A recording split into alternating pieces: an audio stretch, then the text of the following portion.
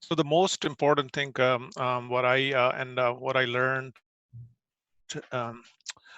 from yesterday's lecture was basically um, uh, the same thing. What brother mentioned, that um, um, that the salah and also the hijrah, um, that um, that if we are in um, position to do the hijrah, we should do the hijrah, because Allah's uh, uh, Zameen, Allah's earth is very wide, and you will be able to find, if you are persecuted, you should do the hijrah for the betterment. Okay, mashallah, good. طيب. So we'll go back. We're here on ayah number 127, right? So Allah subhanahu wa ta'ala, he says, وَيَسْتَفْتُونَكَ فِي النِّسَاءِ قُلْ اللَّهَ يُفْتِيكُمْ فِيهِنَّ وَمَا يُتْلَى عَلَيْكُمْ في الكتاب في يتامى النساء التي لا تؤتونهن ما كتب لهن وترغبون أن تنكحوهن والمستضعفين من الولدان وأن تقوموا لليتامى بالقسط وما تفعلوا من خير فإن الله كان به عليما. So Allah subhanahu wa ta'ala says, they ask you for a ruling about women. Say, Allah Himself gives you a ruling about them. You already have what has been recited to you in the scripture about orphans in your charge, from who you withhold the prescribed shares of their inheritance, and whom you wish to marry, and also about helpless children. So Allah instructs you to treat orphans fairly. He is well aware of whatever you do. What's going on here? What is he talking about here? Why don't we go back to Aziz?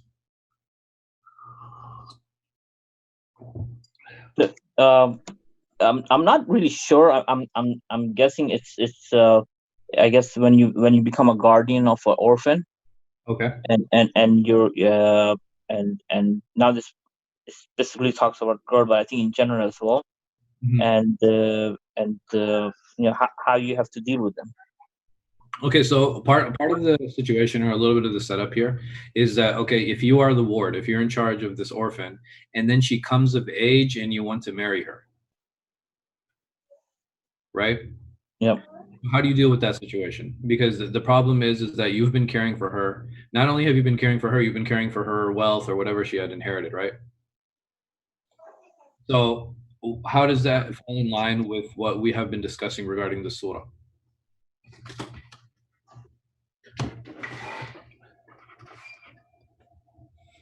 So it's just so when they get up to the marriage age, it's basically, even if you marry her, her inheritance is hers. Okay, good. You can't just take over. Or I guess the other thing I'm also thinking is you just can't marry her just to take over the inheritance. Good. So you have to make sure that your intention is what? It's pure. Right, you have to make sure your intention is pure. And remember, we had talked about this many times. Throughout the surah, we find Allah subhanahu wa ta'ala. Who is He talking to? You mean for in general in this ayah, or? No, in general, who is He addressing? It's us, man. Right, He's addressing men. And why is that? Because we are the qawam of women. Okay, in this situation that Allah is presenting to us, what's going on? We have full authority, right? Is there anybody to tell us or dictate to us on what to do and how to do it? No, not in this scenarios. No, mostly have the right. And then Allah subhanahu wa ta'ala, he turns this 180 degrees. Like, so Sa'ad, the next ayah, Allah subhanahu wa ta'ala, He says, وَإِنْ امْرَأَةٌ خَافَتْ مِنْ بَعْلِهَا نُشُوزًا أَوْ إِعْرَاضًا فَلَا جُنَاحَ عَلَيْهِمَا أَنْ يُصْلِحَا بَيْنَهُمَا صُلْحًا وَالصُّلْحُ خَيْرٌ وَأُحْضِرَتِ الْأَنْفُسُ الشُّحَّ وَإِنْ تُحْسِنُوا وَتَتَّقُوا فَإِنَّ اللَّهَ كَانَ بِمَا تَعْمَلُونَ خَبِيرًا.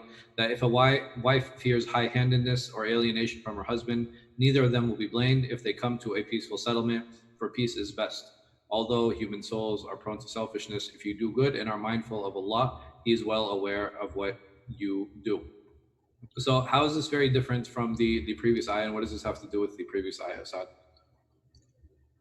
So the previous ayah was more talking about orphans and how we should treat the orphan girls.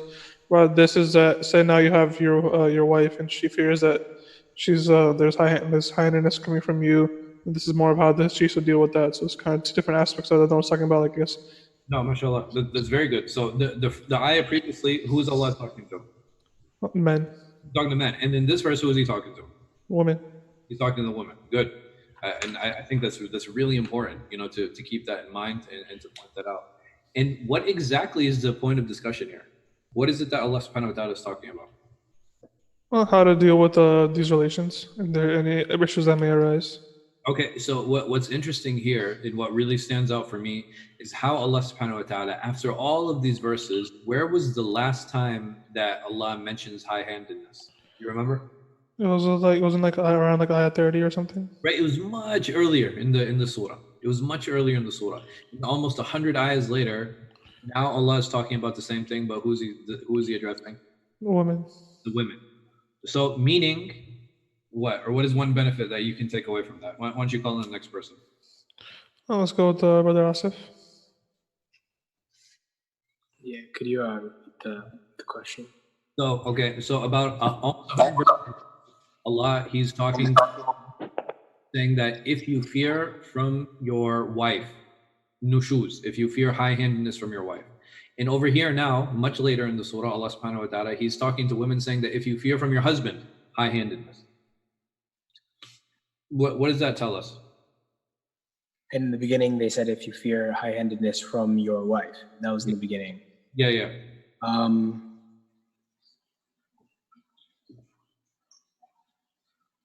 Or what do you think about that? Maybe it was mentioned first because it's more important. Because high-handedness generally comes,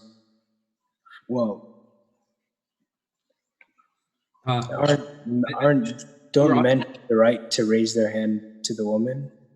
Okay. Under circumstances? Under certain circumstances, right? And what those circumstances have to be what?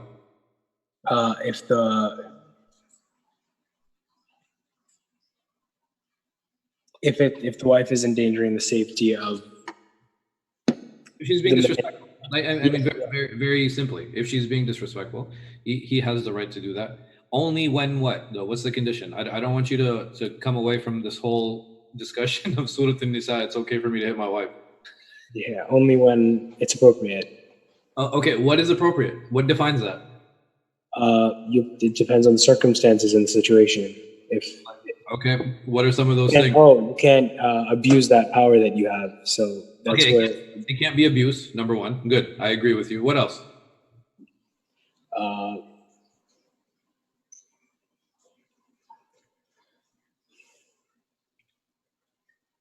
You have to be fair, and you have to know when and why you're doing it. So you have to.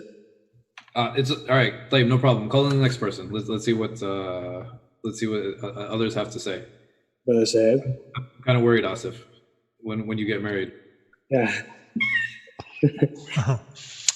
Yeah, I mean, so what I understood is basically Allah subhanahu wa ta'ala saying that the man has to be, follow the insaf. They have to do the insaf, and you have to be, steadfast to do the adl, and there shouldn't be any like self-righteousness. Everything you're saying is right, but I'm still want the fundamental question: when can I do this? You're talking about, okay, these are the conditions that the man needs to have, and he needs to do that. Fine, I agree. But when is he allowed to strike his wife? Well, he should never strike his wife. Allah tells me to. What are you going to do? Well, okay. So the only time I would think is that when she break the covenant between the husband and wife, and go do something which is not legal. Is it nushuz? It says Allah subhanahu wa ta'ala says here, and if You fear high-handedness, right? If you feel disrespect, and I know that there are a few scholars who do say that this only applies to when they are cheating on their spouse, but that is a very minority opinion. I don't know too many scholars who say that, but most of them say that high-handedness is a type of disrespect. But go ahead, let's call in the next person. Let's see. I'm kind of upset that you guys didn't take away the main point of the of what right. Next person. Would it be to help mend the relationship? That's the only time you can actually use it. Right, that's the only time. Ahsant, yes, it's the only time you're allowed to use it is if it will actually bring islah, if it will actually mend the relationship. If I strike my wife and it makes the relationship worse, then I can't use that. Right, that at that point it completely defeats the purpose, because all of those points and all of those rules, all of those recommendations that Allah Subhanahu wa Taala gives us, He gives us those recommendations so that we use them to preserve the marriage. And if by me striking her, I am not preserving the marriage, then I cannot do it. Very simple. So I think that's something that's really important.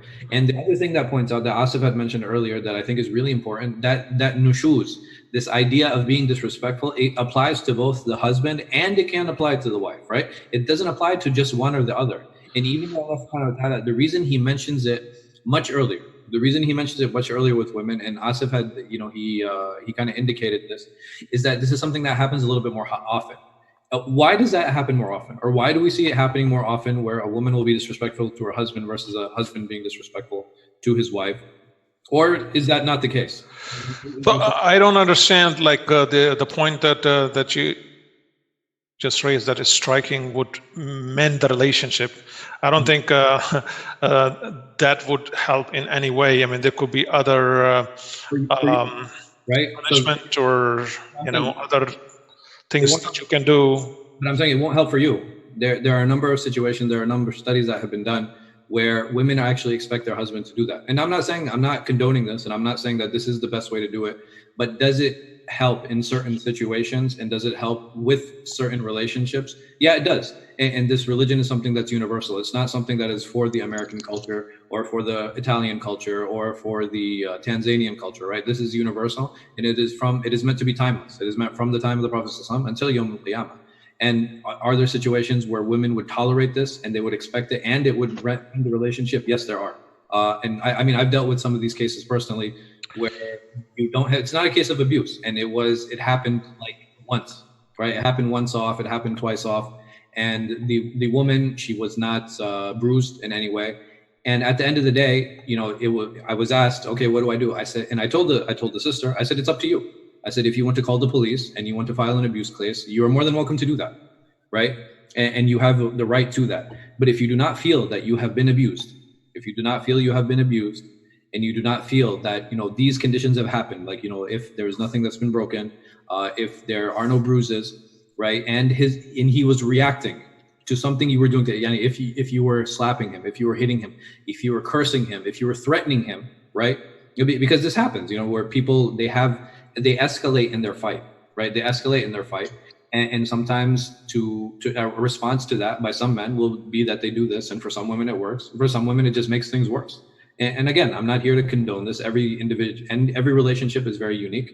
And I do not condone abuse at all. Abuse is haram. Abuse is something that Allah Subhanahu wa Ta'ala has strictly prohibited. And at the end of the day, the woman always has the opportunity to file an abuse case. Always. Even in an Islamic court system. Right? If a husband strikes her, she is more than welcome to go to the judge and be like, my husband abused me, I want out of this relationship. And that happens. And the judge will rule in her favor. So, to say universally, like, I can't see where this will apply, that's fine. I mean, you can apply that to yourself, but this is something that, again, I'm telling you that there are studies that have been done. There was a study that was done recently within the past 5 years I believe it was in Kenya or Nigeria, I'm sorry, where they asked Muslims, they asked Christians, they asked pagans, right? And they said, all of them, like, do you expect your husband to strike you? Not to abuse you, to strike you if you are disrespectful, you fall out of line. A vast majority of them said yes. Is it good? Is it bad? Wallahu alam, I don't know. As long as nobody's rights are being taken, as long as nobody's being abused, then this is something that is recommended. The prophetic example is the excellent example, right? That's the best example, that he ﷺ never struck any of his wives, and that's the best way. But there are many things the Prophet ﷺ did that we don't follow, right? And like, for example, he used to make nightly qiyam. Very few of us who make nightly qiyam.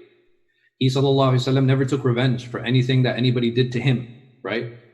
And we have full right to take revenge. And the reason that he was like that, because obviously he had perfect character, and we should try to mimic it the best as possible, the best we can. But many of us will fall short in that. But that doesn't mean that we are taking anybody's rights. It doesn't mean that we're abusing anyone. And this is something that's really important. And I'll draw another parallel to this is that even Islamically, we have a right to spank our children. And even here in the United States, you have many laws that will support parents spanking their children. And the thing is, the purpose behind the spank or the purpose behind the strike when it comes to the wife, the purpose is ta'deeb, right? The purpose is to bring somebody back to the good, right? If you're doing it and it's just making the situation worse, then that's not something that's going to help that. That's not the purpose behind it. Some people even argue, just like you mentioned, okay, well, I can't see a situation where it'll work like this. There are many parents who will argue, I can never see a situation where I can hit my kid and it'll make it better.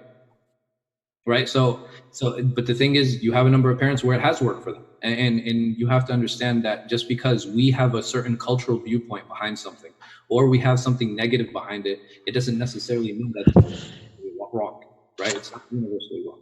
So we have to keep all of those things in mind when we talk about these verses, because these verses are very clear, right? When Allah subhanahu wa ta'ala is talking about these things, and he's talking about situations very clearly. One thing, I'm going to point out again that I understood, that you can't just, if the first attempt, if your wife is misbehaved or have an ill conduct the first time, you drive away, start slapping her.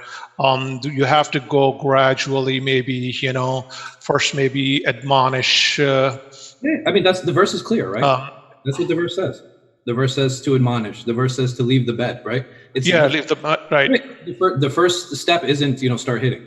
And the thing is, if that is your first step, you really need to reanalyze yourself. Correct. Okay. Right? If this is the first thing if your first reaction to anything is to hit, right? That's a self problem, right? That's not a problem with the relationship. That's a problem with me. Okay, I couldn't catch that actually, the what you are mentioning now. So I thought, so the first you admonish and then you, refuse to share the bed, then those are they all come in the verse. And then the third thing that is, and then فَضْرِبُوهُنَّ, and then strike them. To beat lightly. Okay. Yeah. So the thing is, a strike is a strike, and we know what the Prophet ﷺ, he explained what that means, in different hadith, and you do have abuse cases during the time of the Prophet ﷺ. Right? You do have abuse cases where women came and they said to the Prophet ﷺ that he beat me and I went out of this marriage, and the Prophet ﷺ granted her the talaq. He granted her the divorce. So there are situations where that did happen, and it's very important for anybody who is in a position of authority that they don't take advantage of that and they don't abuse anyone, and we ask Allah subhanahu wa ta'ala to make us right. So can I make a point? Maybe I'm wrong, but I just find very interesting is every time when we have a discussion similar to these topics, we have we are too polarized one way or another.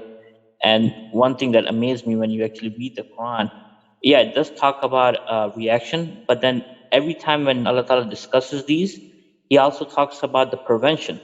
Yes.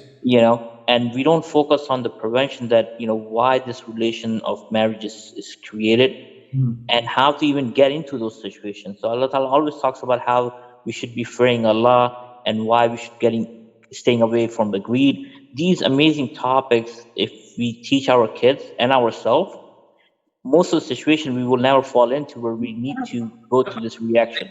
I agree. And the thing is, all of these relationships, Allah subhanahu wa ta'ala, when he talks about nikah, when he talks about marriage, when he talks about talaq, when he talks about divorce, when he talks about rida, when he talks about, the breastfeeding, what does he connect all of those things to?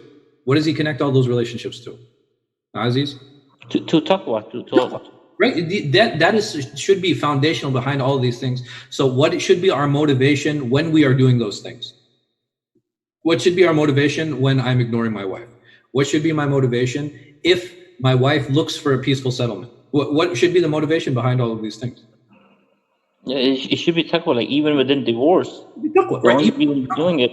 Even in divorce. Look at even in divorce, the motivation should be what?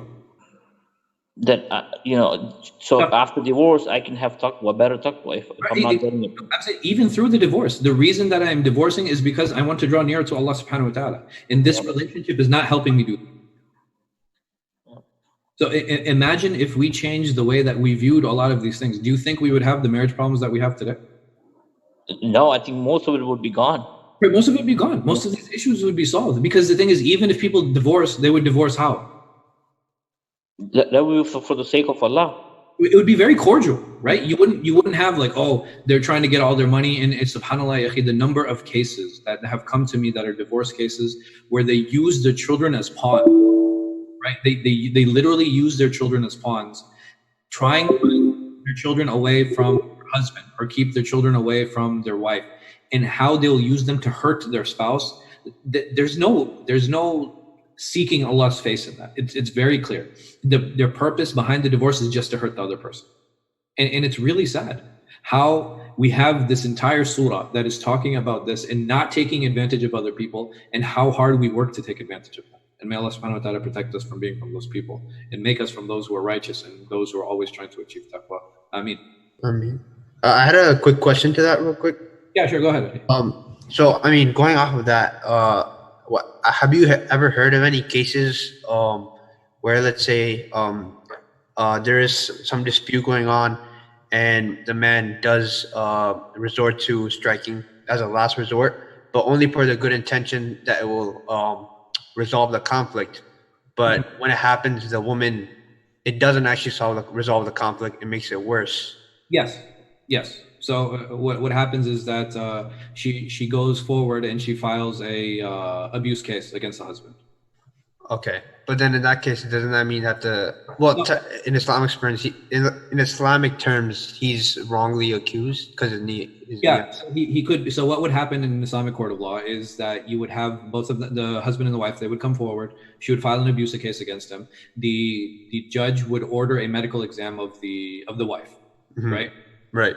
After he orders the medical exam, if the medical exam came back saying that no, she has no bruises, she has no broken bones, so there is no case of abuse here, but she still has a right to the divorce, right? Because she's saying that she's been struck and she's been hit. Right, but I'm assuming after she's been struck, there's no other option other than the divorce, right? For her? No, I mean for her, she can decide to stay in the marriage. So the thing is, I've had two very specific cases. The husband was not abusive, right? The husband was not abusive. What had actually happened was that the wife, she struck first, right? One case where she was scratching him and she was in his face. So he struck her and she stopped. There was another case where she was in his face, like yelling, and he struck her and she stopped. Neither of those sisters decided to pursue the case. Neither of them called the police. And it didn't escalate any further than that, but they did come to see me. Right. And I told the sisters the same thing in both cases. I said, listen, the decision is up to you on how you want to proceed. Okay. And I'll support you either way. Like, does that make sense? Yeah, it does. Right. I'll support you either way. If you feel that you've been abused, I said, then you have full right to seek intervention from the police. And I'm not going to look down on you in any way. If you feel it was a one-off thing, right? And this is something, has he been habitually doing this? Right, that this is something that is also very important. Right. I'm not encouraging any of you to be marriage counselors, obviously, but if this is something that is habitual, many times women will make the excuse that, oh no, it was my fault. But if I'm seeing a pattern, right, if I'm seeing a pattern where this woman is continuously struck, I will call the police myself. Okay. Because the thing is, there's a difference. Sometimes you have that victim mentality, saying that, oh, it was my fault that he gets so upset. It's not. I mean, no sister should ever feel that things are happening time and time again, and she's continuously blaming herself. That is wrong, right? You are not wrong at that point. At that point, you need to get the police involved.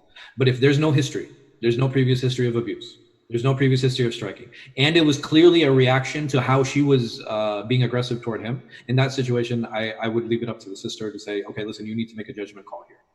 Okay, got it. Is that? Yeah, that answered it. Okay. Over here, though, another thing that I did want to point out is how Allah subhanahu wa ta'ala, he talks about the system in the way of dealing, so we talked about in the previous ayah, how Allah subhanahu wa ta'ala, he's addressing the man saying, this is how you should deal with your wife. And he's giving us 1, 2, 3, 4. Over here, the way that a wife should deal with her husband, it's not the same, right? It's totally different. And I guess we'll just continue with you, Hassan. All right? I'm sorry, could you repeat that? Yeah, sure. So in the previous verse that had talked about a woman's high-handedness and a woman's disrespect for her husband, Allah had said, okay, first remind her, then leave her bed, and then strike her, right? We had all of those things in order. Right. But over here, the reverse situation, you don't have those same options. Oh, so. Right, so look over here in verse number 128. Okay. Wife hears handedness come to. So are you asking why he doesn't mention those options again? Why not give the same options to the woman? Why are her options different? And what does that tell us? What are some benefits we can take away from that?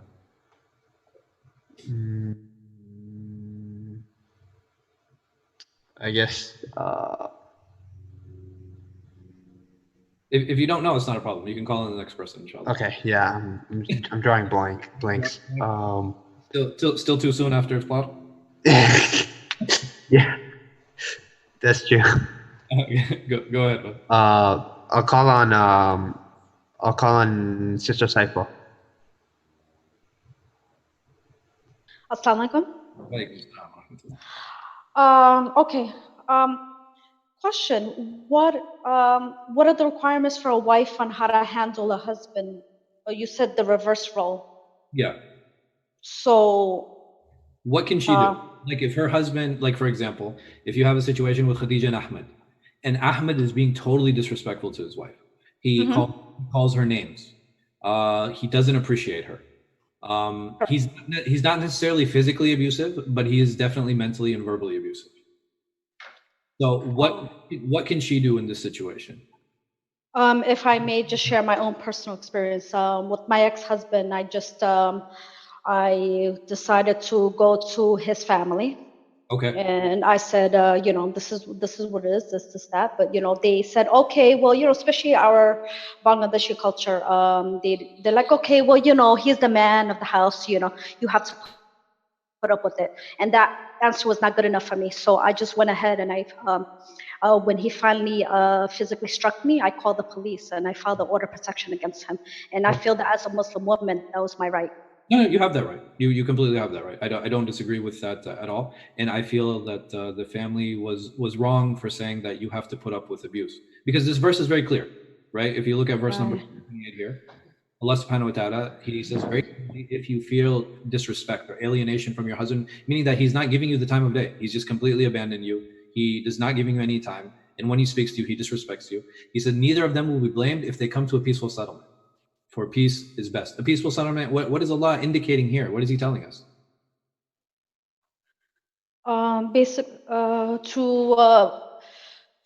Try to resolve it first, I guess, right? Try to resolve the situation first. And what is one way of resolution? Well, wait. Does that apply like after one of the spouses being hostile, or just a simple argument? No. This is after hostility, because the thing is, a one-off case. Would you describe this man as being disrespectful, and would you describe him as alienating his wife because of one fight? Do you think that's fair? I guess it depends on the degree. I mean, think about it. Do we base people, or do we judge people based off of one action that they did? Or no. Actually, no. Right? We don't. That's not fair. But if somebody's habitual, right? If he's habitually being disrespectful, because all of us have had bad days, right? Yes. Right, and all of us will come home sometimes, and all of us will say something that we shouldn't have said. Right. But normal person, what is he going to do? Generally, they would say, okay, fine, maybe he had a bad day, or maybe, maybe I was being too hostile.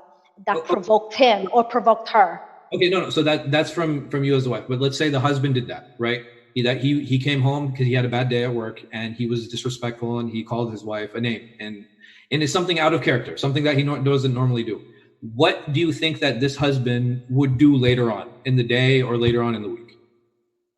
If he's a normal person. If he's a normal person, he would just fess up and say, what I did was wrong, and he would apologize. Yeah, he would apologize. I mean, that's the thing that normal people do, right? When they feel like, okay, I transgressed the bounds, I did something I shouldn't have done, and I should apologize. You can't describe this for you. A woman, can she hold him hostage now and be like, no, you called me an idiot? Is that even fair? Oh, no. No, absolutely not. But if he's doing this habitually and he's not apologizing, then at that point, they need to come to a peaceful settlement. And one of the options of a peaceful settlement sometimes is a divorce. Correct. Right? So, and that's what Allah is indicating here, even though he doesn't say clearly, right? He doesn't say openly. He said, but if you are looking for a way to do islah, if you're looking for a way to come to a peaceful agreement, sometimes that peaceful agreement can be divorce. Because sometimes two Muslims can be good people, right? But is it necessary that they're good together? No. No, absolutely. Like, Jazakallah. Thank you for sharing your experience. I hope we yes. No problem. Go ahead. I'm sorry. You want... No. Actually, my question is, I understand that sister does have the right to go ahead and just leave her husband or report an abuse against her husband, even if he struck her just once. But isn't it a little more complex than that? Because what if the sister is like being extremely hostile and he had no other choice but to strike her? So she's the one who's being hostile. So why should she have the right to file for an abuse when? So the thing is, I see what you're saying. The problem isn't the fact that is. And vice versa, of course, vice versa. Yeah. But yeah. So the problem isn't the fact that that's being done. The problem is the system that we're in. Oh. Right. That's the bigger problem. Meaning that in a normal Islamic. No, I'm talking about in Islam. Okay, so within an Islamic paradigm, let's talk about within an Islamic system, and then I'll talk during about the time of the Prophet Muhammad sallallahu alaihi wasallam. I think you mentioned that he allowed sisters to. So they could file cases against their husband, but the thing is, what would happen is that he can justify and he can defend himself now, right? He has the right to do that. And if they find that, okay, no, abuse did not happen, then sometimes they could put a penalty toward a wife because she now slandered her husband. Oh, okay. Makes sense. Makes a lot of sense. Okay. Now, the problem with the current dynamic, now I'm moving out of the Islamic paradigm and I'm moving into... I know, the modern times, yes. The modern times, what happens is a vast majority of the time, if a woman files an abuse case against her husband, what is going to happen? Well, I know they generally do investigations. Oh, well, no, not. They do. No, they do. Don't get. They do a medical exam. They do all of those things. But even if they don't find many things, there are many times where they will still rule in the favor of the woman. They will grant the restraining order. They will take away the children. And the thing is, I know cases like this. I personally know cases, and I know the opposite also, where the man actually won and he proved that there was no abuse. He was able to prove that. So I've seen both, and I know that we hear on the news. Vast majority of the cases where the woman comes, she files she files for alimony, she gets the kids, she gets over half of his wealth, et cetera, and that does happen. And that's oppression, right? So we have to be careful of that, and we also have to be careful of the opposite. But at the end of the day, that's the individual responsibility, and we have to make sure that we're not hurting anyone, inshallah. But that's what would happen in a Islamic system. Okay. So the next verse, Allah subhanahu wa ta'ala, he talks about you are unable to treat your wives equally. So how is it possible that Allah subhanahu wa ta'ala allows us to marry 4 if we can never treat them equally? Allah is telling us. So why don't you call in the next person? Let's see what they have to say about the verse. Let's see. Sister Shalis.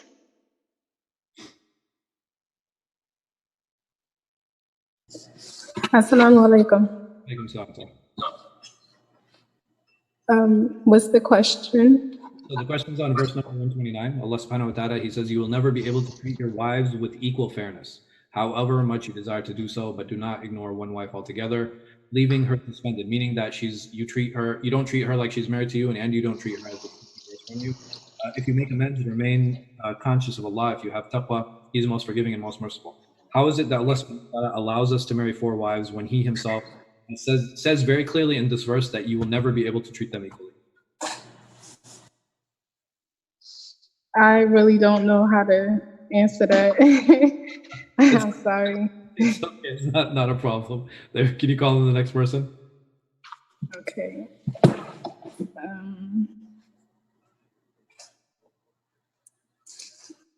Saad. Saad?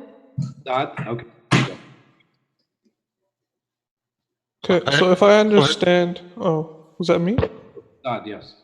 Okay, so if I understand from the ayah where he talked about allowing us to marry 4 wives, wasn't it that he said that you're only allowed to marry those multiple wives if you can treat them fairly and justly?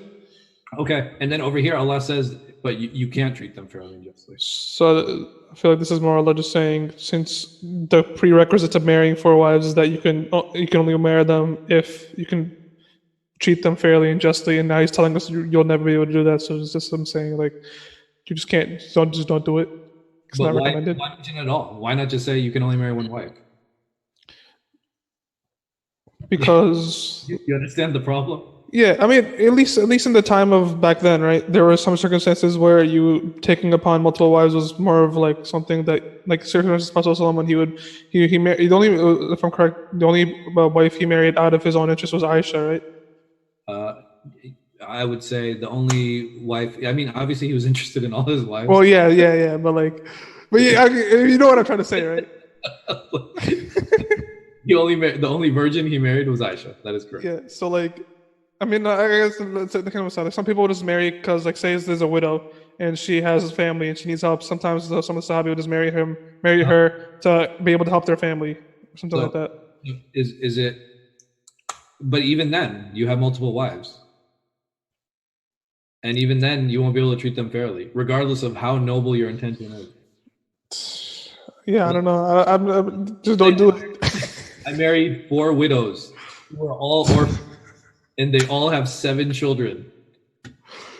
Right? There's nothing more noble than that. Yeah, you're right.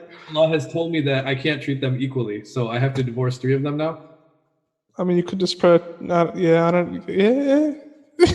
could try playing Uno with all of them, I guess. I don't know. I mean, Allah, He obviously means something. It's not possible that Allah will say, okay, hey, you can do this with this condition, but this condition can actually never be fulfilled. Right? Yeah, that's true. I'm not too sure, yeah. It doesn't make any sense. There has to be something that is intended behind this.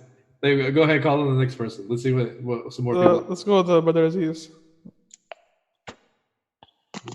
So the way I look at this, it's there's 2 things, right? One is your emotion you love, and even Prophet Muhammad Sallallahu Alaihi Wasallam, when he was asked who he loves the most at one time, and it was Hazrat Aisha Radhiyallahu Anha, even though he had other wives. Yes. So with the heart and emotions, we don't have much control. However, we do have control on how we spend our time and money. And this is where it's talking about that we have to do justice when we're distributing the wealth and the time. Okay, well, the wealth, I'll argue with you a bit, but the time, I think, is something that's very important. But how did you get that from this verse? How do you understand that Allah subhanahu wa ta'ala is, when he's talking about being just here, he's talking about being just in your heart? Meaning, I haven't given more space to one wife over another in my heart. Oh, just from the seerah of Prophet Muhammad Sallallahu Alaihi Wasallam as well. No, that's good. I agree with you 100%, but I think it's very important also that we look at this verse and we can take that out of the verse also.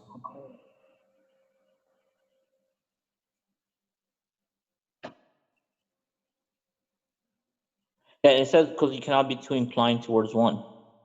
Okay, in what way?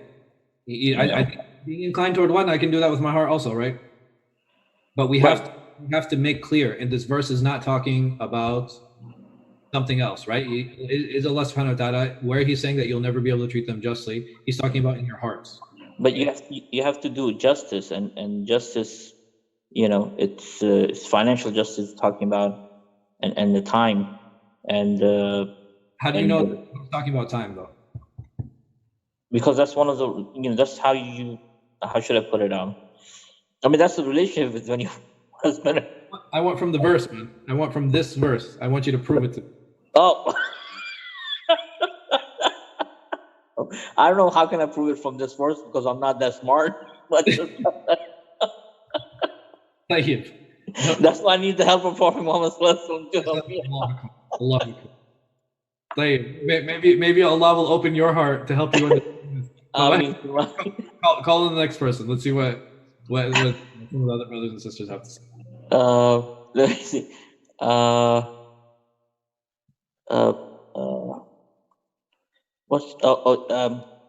Brother Sohaib. Okay.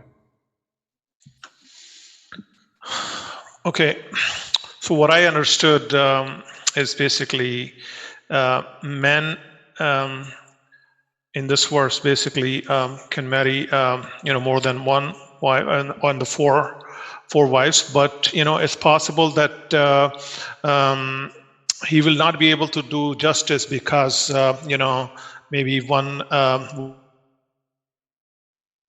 wife is uh, prettier than the other, and one is young and the other one is the others are much older, or maybe they have some sort of a sickness. Maybe one is very So, Heb, are you talking from experience? no, not experience. Go ahead, continue. Not at all. So and it's possible that one is healthy and the other has some. Maybe one is very what you call very sickly, very hard-minded, or the one is very jolly. One wife is very jolly. Okay. So, but what are you talking about justice here? I think that's very important for us to define. You said, okay, how do I be just? So this is what these conditions based on, because men automatically be her heart will go towards toward one or the other. Yes. Okay, I agree with you 100%. But I want you to prove to me that this verse, Allah subhanahu wa ta'ala, He is saying to us that you will not be able to be just with your hearts, but we are accountable for our time, right? Or according to Aziz, even for our how we spend on them. That we have. No, I wouldn't say that. I mean, I would say that the love and the affection, it's not necessary that you will keep the same. I think Allah subhanahu wa ta'ala is saying that you don't show disrespect or I don't know what is it in English, like raghba. No, I'm saying you should be good with her, right? Yeah, you should be good with her, and you have to keep her as a wife, and as wife, and the minimum relationship, so that she would not be looks like that she's without a husband. Okay, so you're making a very good point here. That she needs to look like, or her situation needs to be clear, that it doesn't seem like she's without a husband. Now, how do I define that? How would I define if a woman is with or without a husband? Basically, that you are not taking care of her. You're not, spending time with her. Not what? Spending time with her. Yes. And how did you take that from this verse? How did you understand this from this verse? Well, that's obvious, when between husband and wife, the relationship only stood when you do these kind of thing. Okay, but I went from this verse. How can it be obvious? Why don't you call on the next person? I agree with everything you said. I wanted to take a guess real quick. Yeah, go ahead, man. I mean, I didn't get it from this verse, but just from context, based on what Allah subhanahu wa ta'ala said in the previous verses, like He spent quite a number of ayat talking about resolving conflicts with one wife. So since all these ayats are being used, I'm assuming that's a lot of time for that one wife. Okay. So if you have multiple wives, to resolve conflicts and deal with each of these wives takes a lot of time. So I think that's how I got the time aspect. Okay, good. I think that's very reasonable. But there is something that is very clear to me or indicative in the verse. Why don't you call in the next person? Let's see what more people have to say. Okay, I'll call Brother Asif. Can you repeat the question? Just to make sure. So over here, Allah subhanahu wa ta'ala, He says that you will not be able to be just with your wives, right? But in the previous verse, He said that you can marry four if you are just. Over here, most of the people who have agreed that when Allah's talking about justice here, He's talking about justice of the heart, meaning that I'm always going to prefer one wife or the other. So how do we know that when Allah subhanahu wa ta'ala is talking about giving one wife or leaning toward one wife is what he is prohibiting? What does that leaning mean? The leaning means that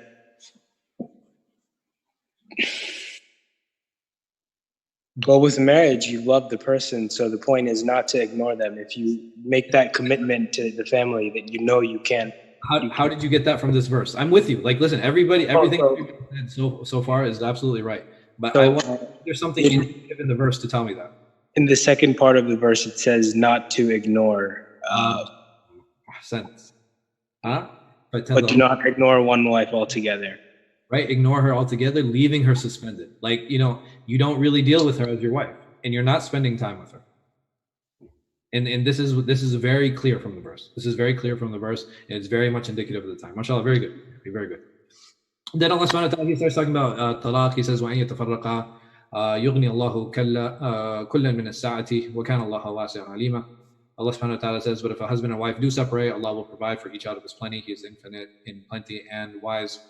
Then Allah talks about his power, right? And this is very much related to the previous verses, because usually when a person or a family breaks up or gets out of divorce, they worry about, okay, where is my money going to come out? How am I going to take care of myself? And what am I going to do in this situation? And Allah reminds them that, listen, the reason that you left and you got out of this situation was for Allah. And Allah subhanahu wa ta'ala controls everything in the heavens and the earth, and He will take care of you. And because you did it out of taqwa, Allah subhanahu wa ta'ala wants you to maintain your taqwa. Because of that taqwa, He guided you and He gave you a better situation, and He will continue to take care of you. And He reminds them of His power, He reminds them of His ability, and how He talks about there are certain things that He Azza wa Jal has complete power and full power to do, and He will continue to reward them. Then Allah subhanahu wa ta'ala, he talks about the believers, right? So He finished up those verses talking about what happens when you separate. And then He talks about the believers themselves, saying that you who believe uphold justice and bear witness to Allah, even if it is against yourselves, your parents, or your close relatives. Whether a person is rich or poor, Allah can take care of both. Refrain from following your desires so that you can act justly. If you distort or neglect justly, Allah is fully aware of what you do.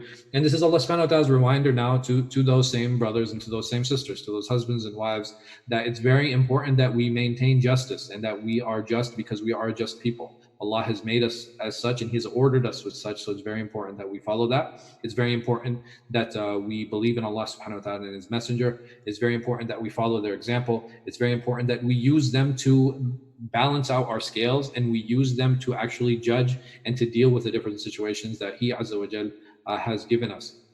And He talks about those individuals that leave Islam, the murtaddin, and what Allah subhanahu wa ta'ala will do with them. Allah subhanahu wa ta'ala also talks about the hypocrites and how He's prepared a punishment for them. Again, part of that dichotomy. He talks about the believers and the promises that they're given, and then He talks about the disbelievers and some of the promises that they are given. And then He talks about, He continues talking about the disbeliever. He talked about the hypocrites, and then He talks about the disbelievers.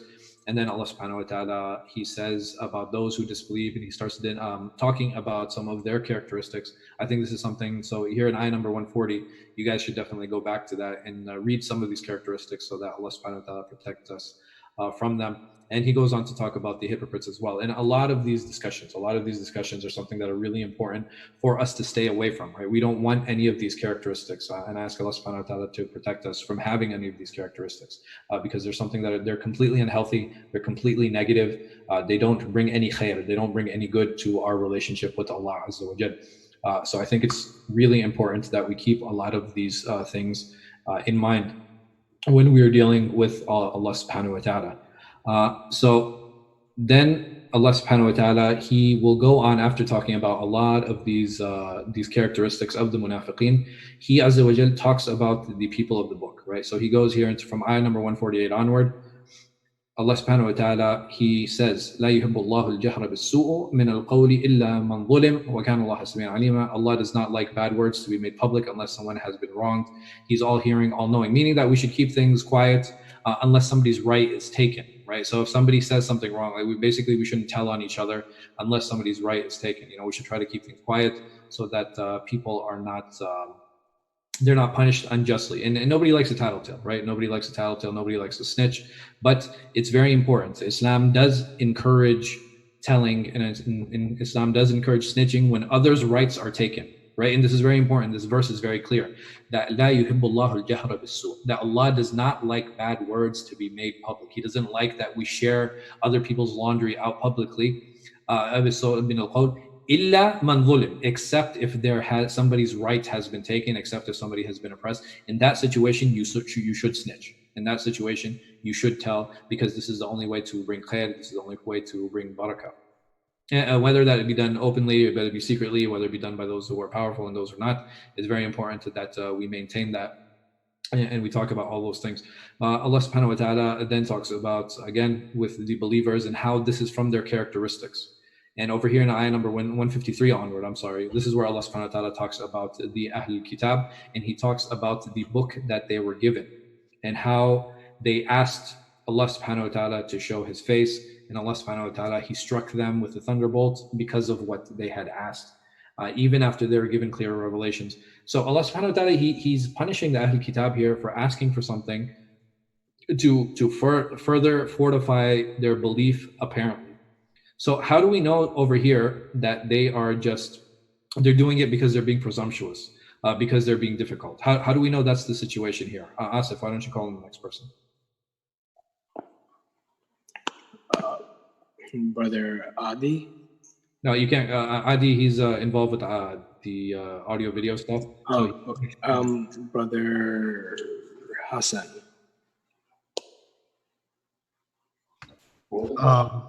Could you repeat that again? Sorry.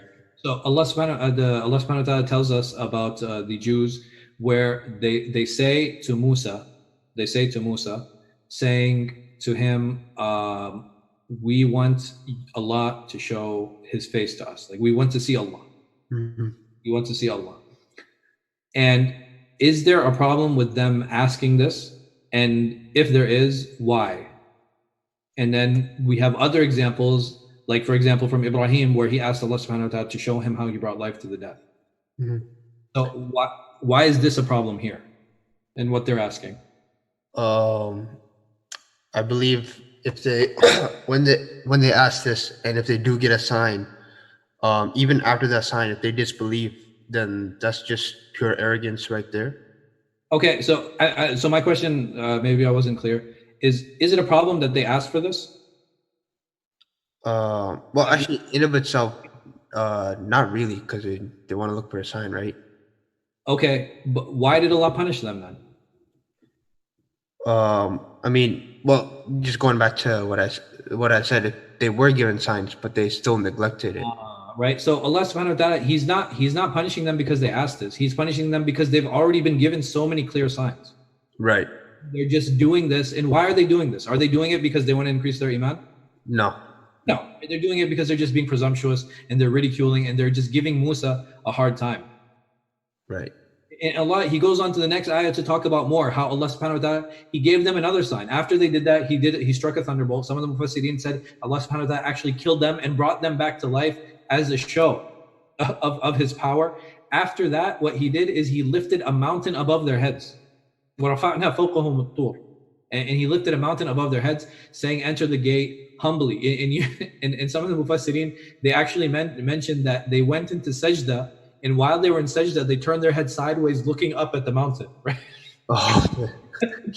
Because they didn't know what Allah was going to do with them, and they didn't trust that if they submitted to Allah, Allah subhanahu wa ta'ala would actually let them go. It's just amazing. It's like, it's really amazing. You read some of these stories, and they're just so infuriating.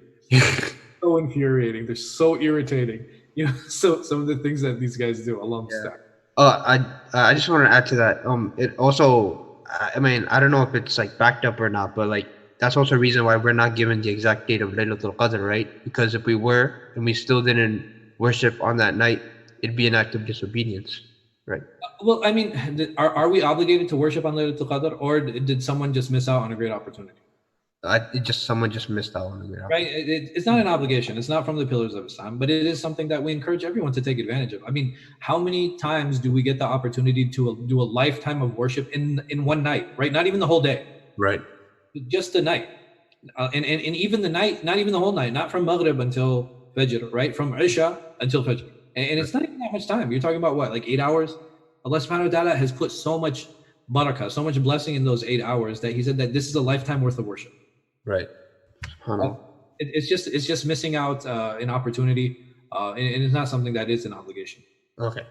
Yeah, Allah subhanahu wa ta'ala mentioned something else that's really interesting here in ayah number 156. After talking about the disbelief of the Jews, he says, وَبِكُفْرِهِمْ وَقَوْلِهِمْ عَلَى مَرْيَمْ بُهْتَانًا عَظِيمًا. And because they disbelieved and uttered a terrible slander against Maryam. What is it that they said against Maryam alayhi salam? Hassan, why don't you call in the next person? Sister Saifa. Hello, yes? Yeah, so over here, when they uttered and they disbelieved and uttered a terrible slander against Maryam, what was it that the Jews said about Maryam?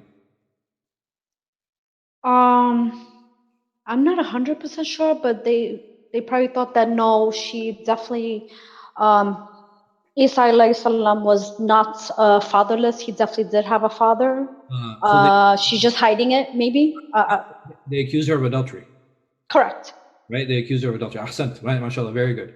And then they go even further, right? They go even further in the next verse saying, وَقَوْلُهُمْ إِنَّا قَتَلْنَا الْمَسِيحِ عِيسَى ibn Maryam. And we have killed the Messiah, Isa, the son of Mary. And then Allah subhanahu wa ta'ala, he says, وَمَا قَتَلُوهُ. But they did not kill him. وَمَا صَلَبُوهُ. And they did not crucify him. وَلَكِنْ شُبِّهَ لَهُ. But somebody of his likeness was appeared to them, or the likening of the situation appeared to them, depending on the reading. وَإِنَّ الَّذِينَ اخْتَلَفُوا فِيهِ لَفِي شَكٍّ مِّنْهِ. And Allah subhanahu wa ta'ala says, those that disagreed about him are full of doubt. مَا لَهُمْ بِهِ مِنْ عِلْمٍ إِلَّا اتِّبَاعَ الظَّنِّ وَمَا قَتَلُوهُ يَقِينًا. With no knowledge to follow, only supposition. They certainly did not kill him. There is a minority of Muslims who say that he was killed, even though these verses are very clear, and that is something that we need to be aware of. But the vast majority of the Sunni scholars say that no, we take this verse upon its apparent meaning, and this is not what happened with the Prophet Isa alayhi salatu wasalam. Continuing on, all of these are just lies, right? They invented all these lies. They say that we killed Isa ibn Maryam. Well, why did they kill him in the first place? Or why did they, I'm sorry, I shouldn't say that. Why did they attempt to kill him? Saifa, why don't you call in the next person? Let me see. Brother Aziz?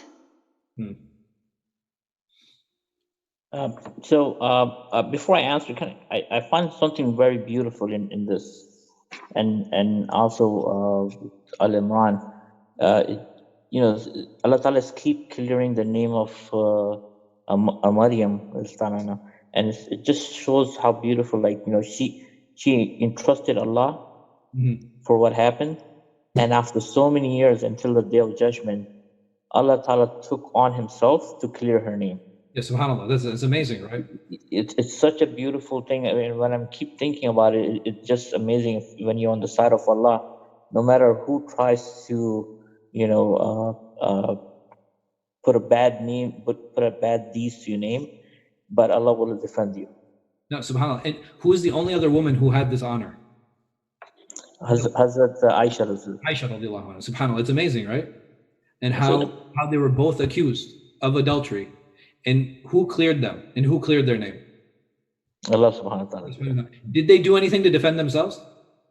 Nothing. They did nothing. They left it to Allah. Yeah, they left it up to Allah. Yeah, and both of them said, Allah knows what's in my heart, Allah knows what I have done, and Allah will protect me, and that's exactly what Allah did. And it is a way of honor for them. There's no doubt about that. There's no doubt. Why did the Jews want to kill Isa alayhi salam? Or why did they attempt to do so? It's a similar story what they did with Prophet Muhammad sallallahu alaihi wasallam. It's they were jealous of him being not from one of his own. Yeah. And also, if traditionally, I mean, if you look at it historically, they have killed one prophet after another, so it wasn't something new. Yes. Right. So they're doing what they're known for doing, right? Every time they didn't like a prophet, or every time a prophet spoke against them or challenged them, because this is what Isa was going around. He was going around the different temples, and he was challenging what the rabbis were teaching the people. Yeah. And what happened to the rabbis? What do you mean? Like, how did they react? Well, they lose their business. That was another thing. Right. And you never mess with the man's money, right? Right.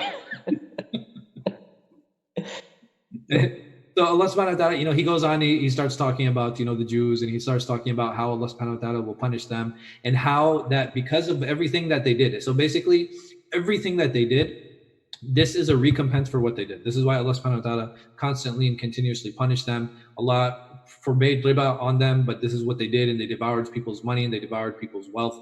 And Allah subhanahu wa ta'ala, then he talks about those who are well grounded in knowledge, that these are the ones who have to be different from the Jews, right? If you have knowledge, then you perform the prayers, you pay the zakat, you believe in Allah subhanahu wa ta'ala in the last day, and you will have a great reward, opposite to what happened to the Jews. And then Allah subhanahu wa ta'ala reinforces this concept, saying that this religion is the same one that was sent to Noah, it was sent to Ibrahim, it was sent to Ismail, it was sent to Ishaq, it was sent to Yaqub, it was sent to the tribes that followed Yaqub, it was sent to Isa, to Ayyub, to Yunus, to Harun, to Sulaiman, to Dawood, and even to Dawood we gave the Zabur, we gave the Psalms, and other messengers that we mentioned to you, and some we have not mentioned to you. And this is all reinforcement for the Prophet Muhammad sallallahu alaihi wasallam, talking he comes from a long lineage of prophets, and this is something that's really important. And all of these prophets will be a witness, and Allah subhanahu wa ta'ala takes witness to the fact that he sent all of these prophets before, and you are not the first prophet to come, but you are the last, sallallahu alaihi wasallam. And then Allah closes about those individuals who disbelieve and how he will not guide them because they do not seek guidance because of their disbelief and their disobedience. And Allah subhanahu wa ta'ala says that they will end up in the hellfire. And then Allah subhanahu wa ta'ala talks about the messenger again, right? So he's reinforcing this concept of the messenger and how it is very important to believe in him and to go back to him. And Allah then addresses Ahlul Kitab again, right? Time and time again, you see this conversation going back and forth between the believers and the Ahlul Kitab, talking to the believers, say, okay, you have glad tidings, these things are good for you, these are the things that you need to do. And then going back to the Ahlul Kitab saying, okay, you disbelieved here, these are the mistakes you made, and this is the problems that you caused. And then Allah is specifically here now talking about the Christians, right? So in verse number 171, he's actually talking about the Christians, saying that your belief in the Trinity is false, and it is wrong, and it is completely against what the Masih said. And even the Masih will stand against you, and he will bear witness against you, saying that this is not what I taught the people. And those individuals who believe in the Trinity and who are firm upon that, some of them are disdainful, some of them are arrogant. Allah will punish all of those people. So we have to understand that Allah has sent this convincing proof. Allah subhanahu wa ta'ala has sent all of these proofs, and he sent all of these verses, and this is very important to keep all of those in mind. Now, what's interesting here is in the last verse, and we're going to close with this inshallah, I know I went a little bit over in time, is Allah subhanahu wa ta'ala, he said, they ask you for a ruling. Say, Allah gives you a ruling about inheritance from someone who dies childless with no surviving parents. If a man leaves a sister, she is entitled to half of the inheritance, she has no child, etc., to the end of the verse. Where does this verse, the verse, if we look at it alone, where should it be placed? Aziz, can you call in the next person, please?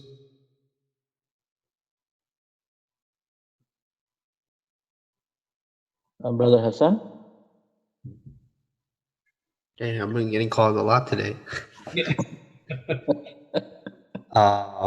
They keep hoping you're gonna come out of your food coma. I was hungrier today. Sorry, that's starting to get used to it sometimes. Let's see. So, just looking at the ayah alone, you're asking where it should have been placed in the surah? Yeah, based on what the verse is talking about, where should this have gone? God gives you a belief on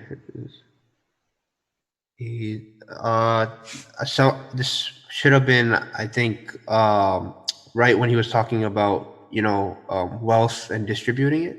Right, where he was talking about inheritance. Right. And inheritance is all the way in the beginning of the surah. Right. So what happened here? Like, how come this verse, it just feels like it's just placed out of nowhere and just put here at the end? I feel like it's just a reminder again. MashaAllah. A reminder for what?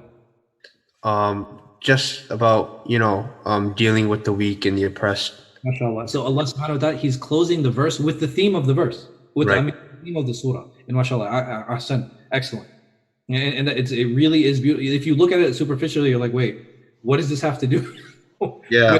You're talking about Al-Kitab and the believers, and all of a sudden you're talking about Allah subhanahu wa ta'ala. The Prophet ﷺ is asking Allah for a ruling. They asked the Prophet ﷺ for a ruling, so Allah sends down one about inheritance. Right? And it feels so random, it feels so out of place. But if you think about the theme of the surah, and if you think about what is being discussed in the surah, it really is a beautiful way to close it.